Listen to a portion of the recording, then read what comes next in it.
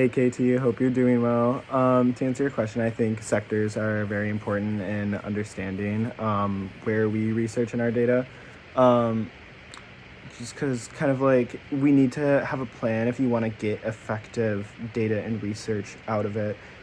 If you, without that plan, like I think we kind of get into an area where we have too much information and we don't know what to do with it.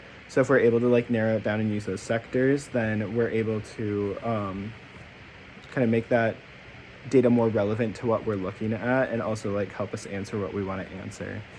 Um, I think like in relation to what you were talking about, I think all of it was like very strong.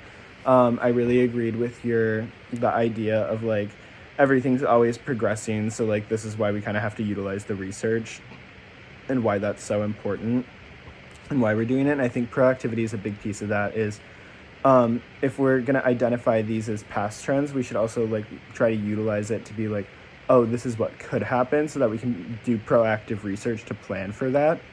And then also, I think you also can't plan for everything. So like as things come up, reactivity is also super important in getting research out after a big unprecedented thing has happened, to like take a poll of your population that you're serving to see effective measures to be taken to either like fix that or make better or however you need to go about that. But yeah, I think overall being able to build off of like pre-existing research is very powerful. And I think if like I were to ask a question back, it would be like what would we kind of do in a situation where there isn't pre-existing research.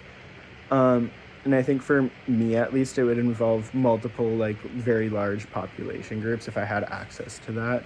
And then kind of doing a few different, like, doing surveying and maybe some, given on the situation, some other types of, tests or whatever. But yeah, hope you have a great rest of your weekend.